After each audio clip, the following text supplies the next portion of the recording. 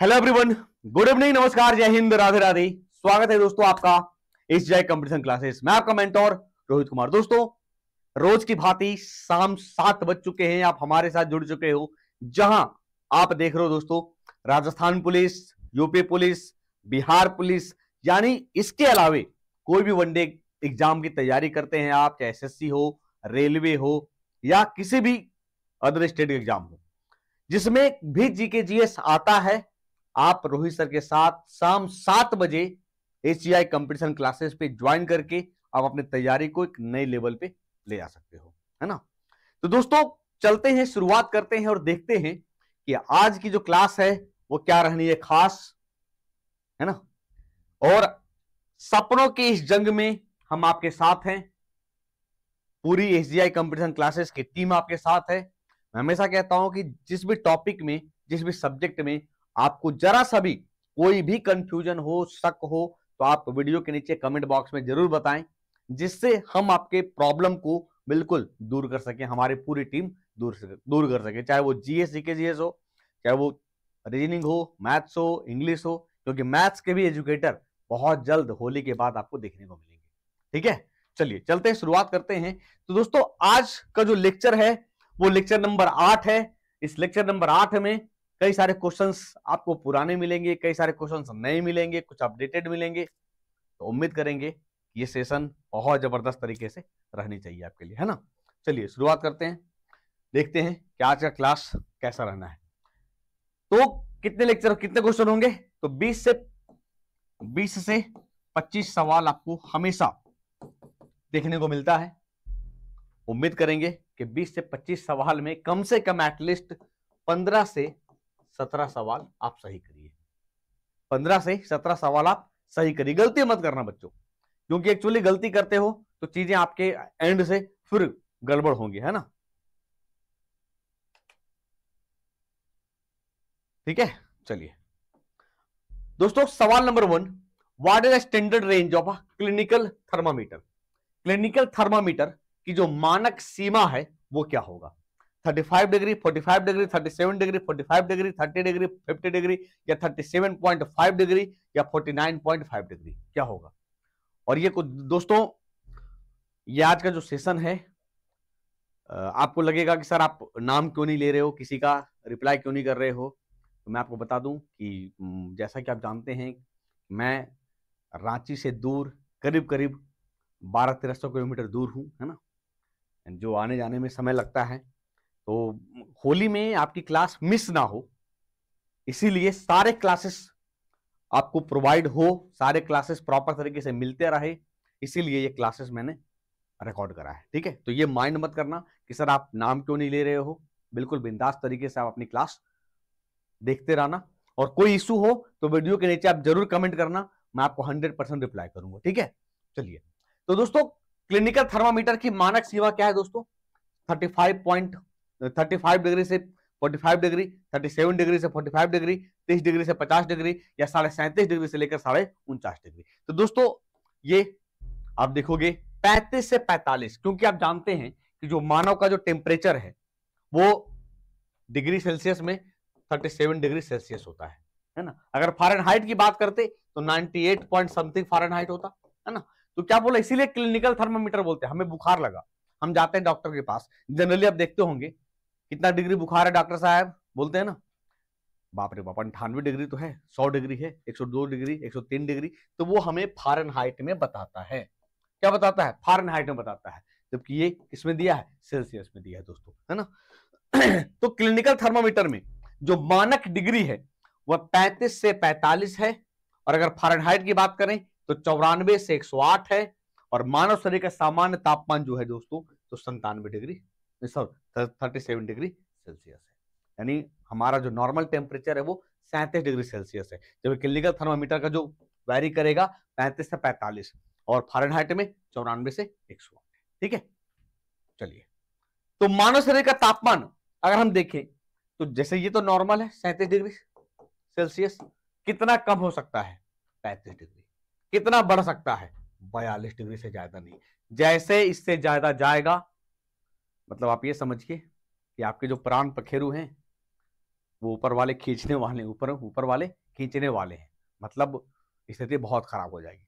तो इसीलिए कारण है कि एक क्लिनिकल थर्मामीटर की सीमा 35 डिग्री से लेकर 42 डिग्री मानी जाती है। ठीक है, नेक्स्ट दोस्तों, सवाल नंबर 2 कहता है कि tungsten is used for the construction of filament in electric bulbs because of its. Tungsten का उपयोग डैश के कारण विद्युत बल्ब में फिलामेंट के निर्माण के लिए किया जाता है। क्या होगा?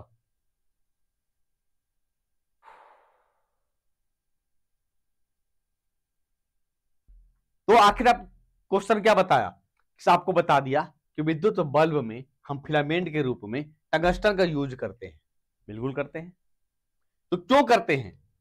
उच्च प्रकाश उत्सर्जक शक्ति के कारण, उच्च विशिष्ट प्रतिरोध के कारण, उच्च गलनांक के कारण, निम्न गलनांक के कारण। क्वेश्चन नंबर 2 बताइए क्या होगा? Tungsten is used for the construction of filament in electric bulbs. Tungsten का उपयोग किसके कारण? विद्युत बल्ब में फिलामेंट के कारण हमें देखने को मिलता है। बताइए क्या होगा? जबकि टंगस्टन की बात करें तो भारत में एकमात्र ऐसा राज्य है जहां टंगस्टन हमें देखने को मिलता है, राजस्थान में। राजस्थान में कहा दोस्तों? एक माइंस है, देगाना माइंस। देगाना माइंस यहीं पे आपको देखने को मिलेगा। ठीक है। तो रीजन क्या है दोस्तों?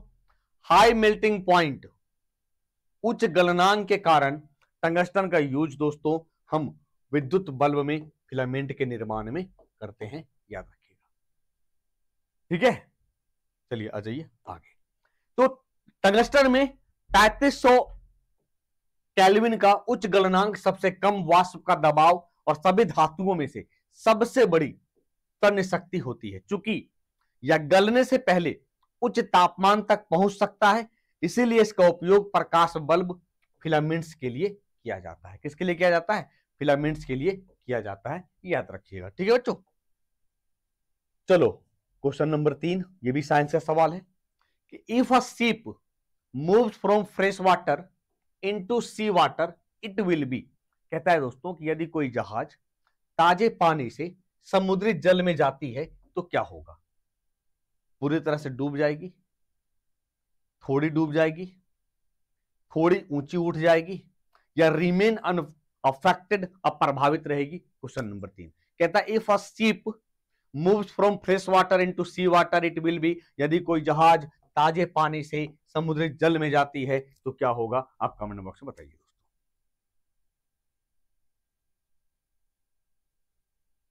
क्या निकल कर आएगा बच्चों? तो ये निकल कर आएगा दोस्तों कि थोड़ी ऊंची उठेगी। क्यों? क्योंकि आपको याद है सर, समुद्री जल में डेंसिटी ज्यादा है ना, उसका घनत्व। क्यों? क्योंकि नमक है ना। तो क्या होगा? थोड़ी ऊंची उठेगी। आप देखना, रेलवे वाले पेपर जो हुए हैं एनटीपीसी के या ग्रुप डी के या एएलपी के, ऐसे सवाल भरे पड़े हैं, ऐसे क्वेश्चन भरे पड़े हैं, है ना। तो दोस्तों जब किसी पिंड को किसी तरल पदार्थ में डुबोया जाता है तो जो लिक्विड पर एक बल लगता है उसे हम ब्योंसी बल बोलते हैं, है ना, उत्प्लावन बल, और द्रव का उत्प्लावक बल कहते हैं। क्योंकि समुद्री जल का घनत्व ताजे जल की तुलना में अधिक होता है। क्या होगा? डेंसिटी अधिक होगा, इसीलिए। ठीक है बच्चों, चलिए आइए question number 4। Which element is the most abundant in the human body. मानव शरीर में कौन सबसे प्रचुर मात्रा में तत्व पाया जाता है? नाइट्रोजन, ऑक्सीजन, कार्बन, लोहा। क्वेश्चन नंबर 4, चलिए बताओ कि हमारे शरीर में सबसे ज्यादा मात्रा में कौन सा एलिमेंट देखने को मिलेगा, पाया जाएगा? नाइट्रोजन, ऑक्सीजन, कार्बन, लोहा। क्या निकल कर आएगा दोस्तों? बोलो क्या होगा? Which element is the most abundant in the human body. मानव शरीर में कौन सा तत्व सबसे प्रचुर मात्रा में देखने को मिलता है? तो दोस्तों मानव शरीर की बात करें, आपको याद है सबसे ज्यादा ऑक्सीजन है 65%। क्योंकि हमारा जो शरीर है उसमें आप देखोगे तो लगभग 70% जल है और जल है यानी H2O है यानी ऑक्सीजन है। ऑक्सीजन की बात करें तो सबसे ज्यादा वायुमंडल में आपको नाइट्रोजन देखने को मिलेगा, है ना। इसके बाद दोस्तों नाइट्रोजन के बाद आपको ऑक्सीजन देखने को मिलता है। नाइट्रोजन जहां 78% है वहीं ऑक्सीजन लगभग 21% है। वही अगर देखोगे दोस्तों कि पृथ्वी की जो पपड़ी है, क्रस्ट है, उसमें कितना देखने को मिलेगा, तो लगभग 46% आपको ऑक्सीजन पृथ्वी के क्रस्ट में देखने को मिलता है ना। तो आप ये समझ सकते हैं कि ऑक्सीजन सबसे ज्यादा है, ऑक्सीजन सबसे ज्यादा देखने को मिलता है हमारे बॉडी में। तो which element is the most abundant in the human body, मानव शरीर में कौन सा तत्व सबसे प्रचुर मात्रा में दोस्तों, ऑक्सीजन है। अच्छा, हमारे वायुमंडल में तो नाइट्रोजन है, लेकिन अगर हम यही पूछे आपसे कि वायुमंडल नहीं, यूनिवर्स की बात करें, चलो यूनिवर्स यानी ब्रह्मांड में सबसे ज्यादा कौन सा गैस देखने को मिलता है, तब क्या कहेंगे। यूनिवर्स में सबसे ज्यादा कौन सा गैस देखने को मिलेगा, तब क्या कहेंगे। तो यूनिवर्स में यानी ब्रह्मांड में दोस्तों सबसे ज्यादा अगर हम गैस की बात करें तो आपको हाइड्रोजन देखने को मिलेगा। सर ऐसा क्यों? क्योंकि यूनिवर्स में सबसे ज्यादा दोस्तों क्या देखने को मिलता है, स्टार देखने को मिलता है, तारे देखने को मिलते हैं। और तारे में सबसे ज्यादा, जैसे एग्जांपल ले लो ना, सूरज सबसे ज्यादा, इसीलिए तो सूरज की एनर्जी हाइड्रोजन संलयन या न्यूक्लियर, है ना, कहते हैं हम, परमाणु संलयन, फ्यूजन, ठीक है। तो याद रखिएगा, एटमॉस्फेयर पूछेगा तो नाइट्रोजन, यूनिवर्स पूछेगा तो हाइड्रोजन। ये छोटा छोटा डिफरेंसेस जो है ना, अंतर आपको औरों से अलग कर देगा, ठीक है। तो दोस्तों मानव शरीर में सबसे प्रचुर मात्रा में ऑक्सीजन, कार्बन और हाइड्रोजन है। मानव शरीर में ऑक्सीजन सबसे प्रचुर तत्व है दोस्तों। और दूसरा अगर पूछेगा तो कार्बन, मानव शरीर में दूसरा सबसे प्रचुर तत्व हमारे कुल वजन का लगभग ही 18% है। तो हो सकता है ऑक्सीजन पहले नंबर पे दोस्तों और कार्बन दूसरे नंबर पे, कार्बन दूसरे नंबर पे, ठीक है।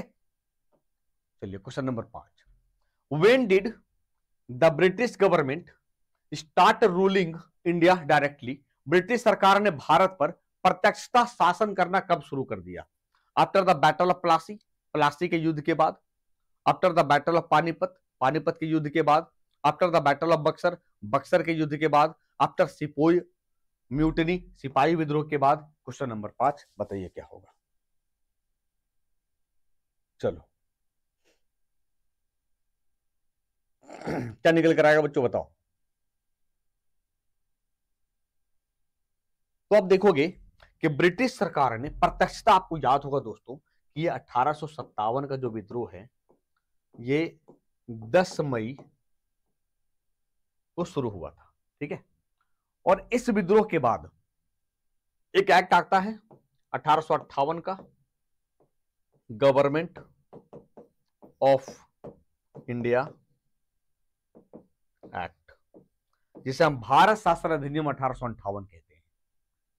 इसीलिए पूछा ना कि ब्रिटिश सरकार ने प्रत्यक्षता, रीजन क्या है दोस्तों, समझना। क्योंकि जब 1858 का जब एक्ट आएगा, इस एक्ट से दो चेंजेस देखने को मिलते हैं। पहला चेंजेस क्या है कि पहले आप देखोगे तो गवर्नर जनरल का शासन है जो ब्रिटिश ईस्ट इंडिया कंपनी को रिप्रेजेंट करेगा। और दूसरा चेंजेस देखने को मिलेगा बच्चों कि सर यहां से वायसराय देखने को मिलेगा जो ब्रिटिश गवर्नमेंट को रिप्रेजेंट करेगा डायरेक्टली। अब सवाल में आ जाओ, देखो सवाल क्या पूछा कि ब्रिटिश सरकार, ना कि ब्रिटिश ईस्ट इंडिया कंपनी, प्रत्यक्षता शासन करना शुरू किया। सिपाही विद्रोह के बाद एक एक्ट आया, इस एक्ट के जरिए दोस्तों जो मैंने बताया आपको कि वायसराय हो गए, ब्रिटिश गवर्नमेंट को सीधा रिप्रेजेंट करता है। Lord Canning was the first viceroy, Lord Canning पहले वायसराय थे, ठीक है। अब आ जाइए यहां, सर प्लासी युद्ध कब होता है, तो प्लासी युद्ध दोस्तों आपको याद होगा 23 जून 1757 में, है ना। पानीपत का 3 युद्ध होता है दोस्तों, आप जानते हैं, 1526, 1556, 1761, ठीक है। और बक्सर का युद्ध आपको याद है दोस्तों कि 22 अक्टूबर 1764। अगर सवाल होता ना कि ब्रिटिश ईस्ट इंडिया कंपनी ने बंगाल पर प्रत्यक्षता, तब आप लगाते बक्सर का युद्ध। इसीलिए कहते हैं कि कॉन्सेप्ट क्लियर होना बहुत जरूरी है। ठीक है, चलिए, I hope so guys clear हो रहा होगा, समझ में आ रहा होगा। How many feet does a crab, केकड़े के कितने पैर होते हैं? 6, 8, 10, 12। देखो सवाल कैसे पूछता है, बताओ। अब केकड़ा का पैर गिनना पड़ेगा आपको, तो घर में केकड़ा पालो, है ना। अगर नहीं देखे होंगे तो केकड़ा को देख लेना। अब तो देखो यार, एक्चुअली यार आज के समय में हर चीज मिल जाता है। कुछ नहीं समझ में आता है तो यूट्यूब में देख लें। पहले जब हम लोग के टाइम में होता था तो कोई भी चीज को सोचना पड़ता था, कहाँ मिलेगा, कहाँ देखेंगे। मैं आपको बताऊं कि जब मैं यूपीएससी मेंस लिख रहा था, तब मतलब जब तैयारी करना शुरू किया था यूपीएससी, तो फिलॉसफी था हमारा सेकंड पेपर, पहला हिस्ट्री था। उसमें लिंग्विस्टिक फिलॉसफी एक टॉपिक था। उसे पढ़ने के लिए बच्चों, यकीन नहीं करोगे, उस समय इंटरनेट की इतनी सुविधा नहीं थी। मतलब था तो बहुत महंगा था ना, नेट वेट था। तो हम रांची का एक मोहल्ला है, गुदड़ी मोहल्ला, जहाँ किताबें मिलती है पुरानी, वहां करीब करीब मैं और मेरा दोस्त 2 दिन ढूंढा कहीं लिंग्विस्टिक फिलॉसफी वो टॉपिक मिल जाए। और आज के समय में कैसे लिंग्विस्टिक फिलॉसफी डालते हैं गूगल पे, तो गूगल कहता है भैया चुन लो, हमारे पास इतने ऑप्शन हैं। मतलब इतने ऑप्शन हो गए आज, है ना। तो ऑप्शन आज बहुत ज्यादा है पढ़ने के, बस पढ़ने वाला बच्चा होना चाहिए जबरदस्त तरीके से, है ना। तो दोस्तों केकड़े के पैर की बात करें तो टोटल 10 पैर होते हैं। 8 तो जनरली 4 इस साइड, 4 इस साइड, और आप देखते होंगे 2 ऐसे होता है, ऐसे जो पकड़ता है वो। टोटल 10 पैर होता है। देख लो ये केकड़ा है आपके सामने, ये जीआईएफ है। तो जीआईएफ ये चल नहीं रहा, लेकिन मतलब ये ना हिलता रहता है बिल्कुल, ये भी दिखता हिलते हिलते हुए। तो देखो ये 4 है, ये 4 है, 8 हुआ, और ये 2, कितने हो गए? 10। यानी एक केकड़े के 10 पैर होते हैं, 8 चलने वाले पैर और 2 सामने वाले पैर, जिससे वो पकड़ता है अपना भोजन को। और 2 सामने वाले पैरों को चेलीपेड्स कहा जाता है। क्या कहा जाता है? चेलीपेड्स कहा जाता है। तो केकड़े के पैर की बात करें हम तो कितने पैर होंगे? 10 पैर होंगे, याद रखिएगा। ठीक है, नेक्स्ट दोस्तों क्वेश्चन नंबर 7 कहता है how is minerals transported in plants, पौधों में खनिज लवण का परिवहन कैसे होता है? एंडोसियम, chlorophyll, phloem, xylem. Question number 7, पौधों में खनिज लवण का परिवहन कैसे होता है? क्या निकल कर आएगा बताइए, बोलो भाई। How is minerals transported in plants, पौधों में खनिज लवण का परिवहन कैसे होता है? उमंग से, क्लोरोफिल से, फ्लोएम से, जाइलम से। क्वेश्चन नंबर 7 दोस्तों, पौधों में खनिज लवण का परिवहन जाइलम से होता है। कई बार पढ़ाया मैंने भाई, जाइलम से जल प्लस खनिज लवण, है ना। जबकि फ्लोएम का काम है दोस्तों, आपको याद होगा कि जो क्लोरोफिल, ये इसके कारण हरा कलर दिखता है, पत्तियां, भोजन तैयार होगा, और फ्लोएम पूरे प्लांट में पहुंचाने का काम करेगा। उमंग और जायंग जो रिप्रोडक्टिव ऑर्गेन है ना, प्लांट के, फीमेल और मेल, उमंग और जायंग, है ना, याद रखिएगा। चलो क्वेश्चन नंबर 8 दोस्तों, who was the player of the match in 1983 prudential world cup? यानी जब 1983 में प्रूडेंशियल वर्ल्ड कप खेला गया दोस्तों, कहां पे हुआ था आपको याद है? एक मूवी भी आई थी 1983, ये लंदन में हुआ था, यानी यूके में, ब्रिटेन में, है ना। तो आपको याद होगा लॉर्ड्स का मैदान। तो उसमें इंडिया जीता था वेस्ट इंडीज को हरा के। इंडिया अब तो 2 बार वर्ल्ड कप जीत चुका है, 1983 में और 2011 में। आप कहोगे सर एक बार और जीता है, बिल्कुल जीता है, लेकिन वो T20 वर्ल्ड कप है दोस्तों 2007 में, धोनी की कप्तानी में। ठीक है, और कितने बार फाइनल खेला है? तो इंडिया अब तक फाइनल खेला है, चलो मैं उसको बता दूं पहले। फाइनल खेला है 1983 जिसमें जीता है। इसके बाद फाइनल खेला है दोस्तों, आपको याद होगा 2003, इसमें हारा है। फिर दोस्तों खेला है 2011, इसमें जीता है। फिर दोस्तों 2023 का वो दर्द, जिसको हारा है ऑस्ट्रेलिया से।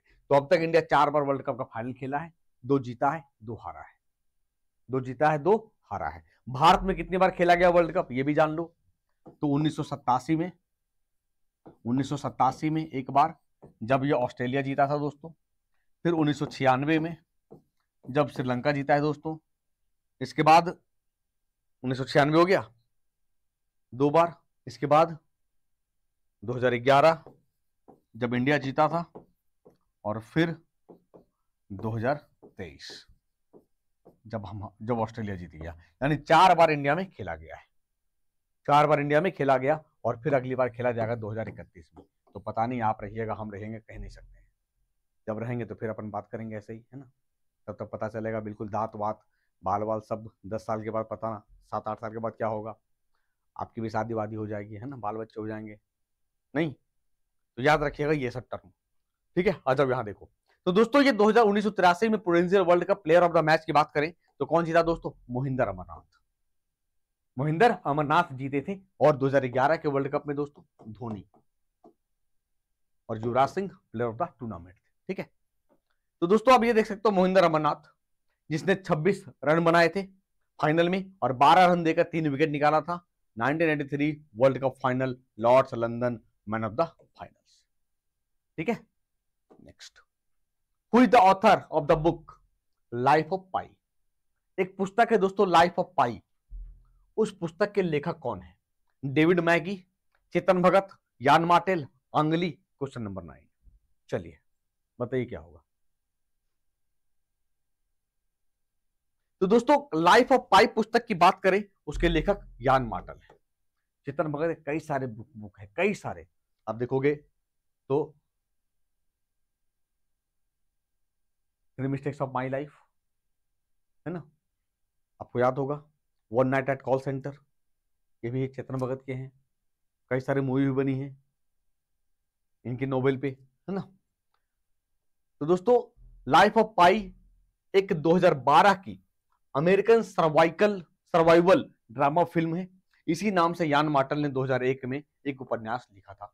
और आंगली रा डायरेक्टर है, जो मूवी आई थी ना, आपको याद होगा, लाइफ ऑफ पाई, ठीक है। Winner of the Man Booker prize, देख रहे हो, याद रखना।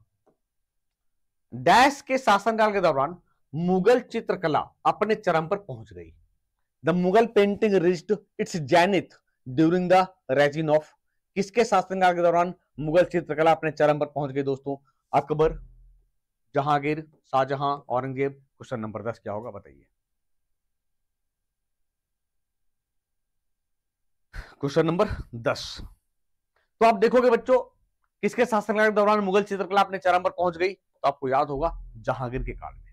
जबकि मुगल चित्रकला की अगर हम देखें तो उसकी शुरुआत हुमायूं के समय मानी जाती है,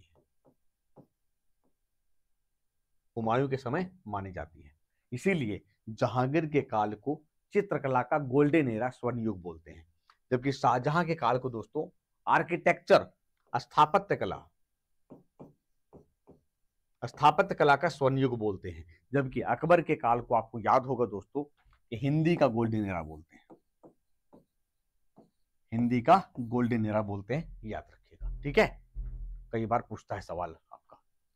तो किसके शासनकाल के दौरान मुगल चित्रकला अपने जेनिथ पे, टॉप पे पहुंच गई? तो क्या है? जहांगीर है। क्या है दोस्तों? जहांगीर है, ठीक है। परमाणु विखंडन रिएक्टर में निम्नलिखित में से किसकी आवश्यकता नहीं होती है? Which of the following is not needed in a nuclear fission reactor? Control device, moderator? अरे यार ये लीक हो गया जवाब, बताओ। बताओ, जवाब लीक हो गया, मतलब बढ़िया है ना। तो ये देख लो, एक्सीलरेटर, त्वरक, है ना। तो दोस्तों एक चीज समझिएगा कि जब हम परमाणु विखंडन रिएक्टर की बात करते हैं तो ये त्वरक क्या करेगा पता है? वो एक्सीलरेट कर देगा, तेज कर देगा, और तेज कर देगा तो फिर हम उसे संभाल नहीं पाएंगे, हम उसे संभाल नहीं पाएंगे। तो याद रखिएगा कि परमाणु विखंडन रिएक्टर में त्वरक की आवश्यकता नहीं पड़ती है, जबकि कंट्रोल डिवाइस है, मॉडरेटर है और कूलेंट है ना। अब एक चीज देखोगे कि सर न्यूट्रॉन की गति को धीमे करने के लिए मॉडरेटर के रूप में हम किसका यूज करते हैं, कई बार पूछता है। तो न्यूट्रॉन की गति को धीमा करने के लिए हम दोस्तों ग्रेफाइट यूज करते हैं और भारी जल D2O। एक चीज और देखोगे कि सर कंट्रोल करने के लिए, न्यूट्रॉन को अवशोषित करके विखंडन की दर को कंट्रोल करने के लिए कंट्रोल रॉड के रूप में हम किसका यूज करते हैं दोस्तों? तो कंट्रोल रॉड की बात करें तो हम कैडमियम या बोरोन का यूज करते हैं। बस जितना अंडरलाइन कर दे रहे हैं आप उसे जरूर नोट करिएगा। और उष्मा को, हीट कूलेंट को दूर करने, मतलब हीट को दूर करने के लिए, ठंडा करने के लिए हम उसे दोस्तों भारी जल या पिघले हुए सोडियम जैसे शीतलक कूलेंट का यूज करते हैं। तो आप सामने देख सकते हो कि हम कैडमियम या बोरोन का यूज करते हैं कंट्रोल रॉड के रूप में, न्यूट्रॉन की गति को धीमा करने के लिए मॉडरेटर के रूप में यानी मंदक के रूप में हम यूज करते हैं, ग्रेफाइट और भारी जल को उष्मा को दूर करने के लिए, ठंडा करने के लिए भारी जल या पिघले हुए सोडियम का यूज करते हैं। ठीक है, next, the secretary general of the UNO is appointed by the, संयुक्त राष्ट्र के महासचिव किसके द्वारा नियुक्त किए जाते हैं? General assembly, security council, trusteeship council, secretariat. Question number 12 बताइए। The secretary general of the UNO is appointed by the, संयुक्त राष्ट्र संघ के महासचिव किसके द्वारा नियुक्त किए जाते हैं? General assembly, security council, trusteeship council, क्या होगा दोस्तों बताओ?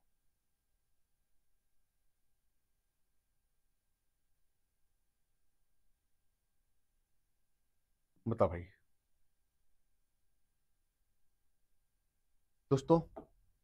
तो सुरक्षा परिषद, जिसमें कुल सदस्यों की संख्या 15, यानी 5 परमानेंट मेंबर। कौन कौन? फ्रांस, रशिया, अमेरिका, चाइना और इंग्लैंड, प्रेस, और 10 टेम्पररी यानी अस्थायी सदस्य। अस्थायी सदस्य। तो कुल सदस्यों की संख्या दोस्तों कितना? 15 है। कितना है? 15 है। ठीक है, याद रखिएगा। तो सुरक्षा परिषद की सिफारिश पर महासचिव की नियुक्ति की जाती है, इसलिए महासचिव को चयन सुरक्षा परिषद के 5 अस्थायी सदस्यों में से किसी के वीटो के अधीन है। वीटो पावर है ना 5 के पास। ठीक है, Mahatma Gandhi got his inspiration for civil disobedience from, Mahatma Gandhi को किसके द्वारा सविनय अवज्ञा आंदोलन के लिए प्रेरणा मिली है? Thoreau, Ruskin, Confucius, Tolstoy. Question number 13, चलिए बताइए। तो दोस्तों मैं आपको बता दूं कि महात्मा गांधी को सविनय अवज्ञा के लिए प्रेरणा मिली थी थोरो से। और आपको याद होगा कि पहली बार उन सविनय अवज्ञा आंदोलन की बात करें तो 1930 में चला था इनका, जब ये 12 मार्च 1930 को दांडी मार्च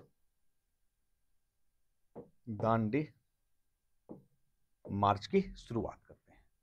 दांडी मार्च की शुरुआत करते हैं, याद रखिएगा। ओके, ठीक है बच्चों, चलो आ जाओ आगे। The system of the communal electrode in India was first introduced by, Bharat में सांप्रदायिक निर्वाचक मंडल की प्रणाली सबसे पहले किसके द्वारा शुरू की गई थी? Indian Council Act 1892, Morley Minto reforms 1909, Montagu Chelmsford reforms 1919, Government of India Act 1935। तो the system of the communal electrode in India was first introduced by, Bharat में सांप्रदायिक निर्वाचक मंडल की प्रणाली सबसे पहले किसके द्वारा शुरू की गई थी? क्या निकल कर आएगा बताइए।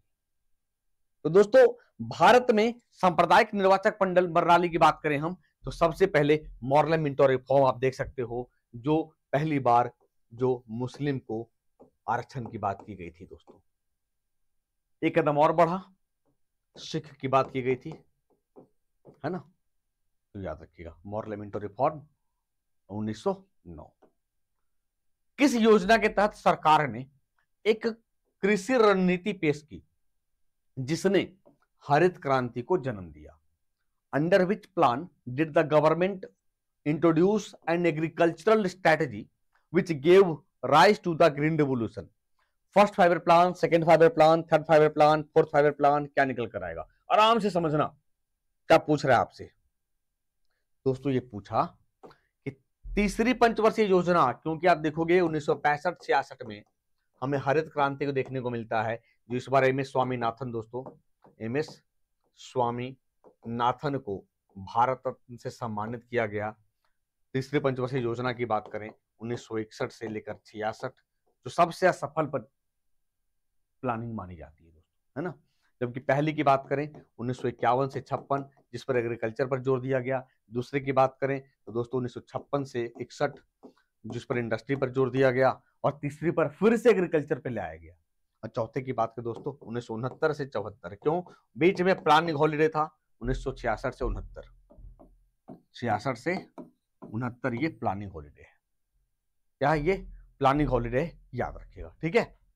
आ जाइए आगे। Indian Institute of Vegetable Research is located in which state? भारतीय सब्जी अनुसंधान संस्थान किस राज्य में स्थित है? उत्तर प्रदेश, मध्य प्रदेश, हिमाचल प्रदेश, आंध्र प्रदेश। Question number 16। चलो बताओ क्या होगा। तो दोस्तों भारतीय सब्जी अनुसंधान संस्थान की बात करें किस राज्य में स्थित है, क्या निकल कर आएगा बच्चों? तो सर भारतीय सब्जी अनुसंधान संस्थान की बात की जाए तो ये उत्तर प्रदेश के वाराणसी में है। बहुत आसान है याद रखना कुछ चीजें। देखो जैसे अगर पूछेगा चावल अनुसंधान संस्थान, चावल अनुसंधान संस्थान, तो ये दोस्तों कटक में है ना। अगर पूछेगा दाल अनुसंधान संस्थान, तो ये दोस्तों कानपुर में। देखो भात हो गया, चावल हो गया, दाल हो गया। अब सब्जी अनुसंधान संस्थान तो कहां दोस्तों? तो ये वाराणसी में, वाराणसी में। अब दोस्तों सब्जी हो गया, अब सब्जी में आलू चाहिए तो आलू अनुसंधान संस्थान, तो दोस्तों ये कहां? ये शिमला में, ये शिमला में, ठीक है। अब मान लो चीनी पूछेगा तो चीनी भी कहां? तो कानपुर में। चीनी अनुसंधान संस्थान तो कहां दोस्तों? कानपुर में। मतलब कुछ ऐसे हैं जिसे आप आसानी से याद रख सकते हो। मान लो तंबाकू भी बहुत लोग पीता है तो तंबाकू अनुसंधान संस्थान राजमंड्री में, है ना। तो इस कुछ ऐसी चीजें हैं जो आप आराम से आसानी से इसे याद रख सकते हैं बिना कुछ दिमाग लगाए, बिना कुछ सोचे, ठीक है। आ जाइए आगे। नॉर्मन बोरलॉग को किस क्षेत्र में नोबेल पुरस्कार दिया गया था? मेडिसिन, एग्रीकल्चर, पीस, कोई नहीं। Question number 17। एक्चुअली ये सवाल अब नॉर्मल हो गया, बच्चे भी जान गए, आप भी जानते हैं, तो इसीलिए गलती नहीं होता है, हम एग्रीकल्चर ना लगा के शांति लगा देते हैं। जबकि आपको याद होगा नॉर्मन बोरलॉग का संबंध कृषि से रहा है, जो वर्ल्ड में ग्रीन रिवोल्यूशन, ग्रीन रिवोल्यूशन के फादर माने जाते हैं, जनक माने जाते हैं। जैसे भारत में एम एस स्वामीनाथन है और ये वर्ल्ड में नॉर्मन बोरलॉग है, ठीक है। तो दोस्तों हरित क्रांति के जनक नॉर्मन बोरलॉग एक अमेरिकी कृषि वैज्ञानिक थे। 1970 में इन्हें नोबेल शांति पुरस्कार से सम्मानित किया गया था, याद रखिएगा, ठीक है। चलिए आइए आगे। मानव शरीर में डिहाइड्रेशन देखने को मिलता है किसके कमी के कारण? विटामिन, सॉल्ट, हार्मोन, जल। Question number 18। चलिए बताइए। तो dehydration in the human body is caused due to the loss of, मानव शरीर में डिहाइड्रेशन किसके कमी के कारण होता है दोस्तों? तो मानव शरीर में डिहाइड्रेशन देखने को मिलेगा जल की कमी के कारण। किसके कमी के कारण दोस्तों? जल की कमी के कारण। क्योंकि अब गर्मी का दिन आ रहा है, देखना गर्मी है, तो अगर आपके शरीर में पानी नहीं है तो बहुत डिहाइड्रेशन जबरदस्त हो जाएगा, है ना। पूरा वॉमिट होगा, मतलब पेट खराब हो जाएगा, डिसेंट्री से हम बोलते हैं। इसलिए कहा जाता है कि जब भी आप धूप में बाहर निकलिए तो शरीर में पर्याप्त मात्रा में तरल पदार्थ लेकर निकलिए, है ना। इसीलिए कहा जाता है कि जो जितने भी पानी वाले जो सब्जी हैं, खासकर फल हैं, तरबूज, ककड़ी, खीरा लेने की सलाह दी जाती है, ठीक है। तो देखो शरीर में जब अत्यधिक मात्रा में तरल पदार्थ खत्म हो जाएगा, देख सकते हो आप, बंदा बहुत परेशान है, देख रहे हो, तो उस स्थिति को डिहाइड्रेशन कहते हैं। गर्मी में शरीर से पानी की कमी के कई कारण है, जैसे बहुत पसीना आना, उल्टी, दस्त, है ना। तो आप समझिएगा ये डिहाइड्रेशन है दोस्तों। क्या है ये? डिहाइड्रेशन है बच्चों, ठीक है। नेक्स्ट, केवलादेव राष्ट्रीय उद्यान को पूर्व में किस नाम से जाना जाता था? आसान है, आप देखोगे तो केवलादेव की बात करें दोस्तों तो ये भरतपुर पक्षी अभयारण्य, कहां पे? राजस्थान, ये राजस्थान, ये उत्तर प्रदेश। सलीम अली पक्षी अभयारण्य दोस्तों आपको याद होगा, तो कहां है सलीम अली बर्ड सेंचुरी? गोवा, है ना। अब कुमारकोम कहां है, ये कमेंट बॉक्स में बताइएगा आप, ये आपके लिए होमवर्क है। तो केवलादेव राष्ट्रीय उद्यान को पहले राजस्थान में भरतपुर पक्षी अभ्यारण्य के रूप में जानते थे। चलिए आ जाइए आज लास्ट सवाल। The Suez canal connects, Suez नहर जोड़ता है दोस्तों भूमध्य सागर को उत्तरी सागर में, लाल सागर को कैस्पियन सागर में, भूमध्य सागर को लाल सागर में, बाल्टिक और लाल सागर में। क्या निकल कर आएगा? यह आज का अंतिम सवाल है, क्वेश्चन नंबर 20। ठीक है, तो अब देखोगे कि भूमध्य जो स्वेज नहर है दोस्तों जोड़ता किसे है? भूमध्य को लाल सागर में। बहुत आराम से याद रखिए, स्वेज की भूल, स्वेज की भूल। ठीक है, आप इसे मैप के जरिए भी देख सकते हैं। ये देखो, ये देख रहे हो, रेड सी है, लाल सागर है, ये भूमध्य सागर है ना।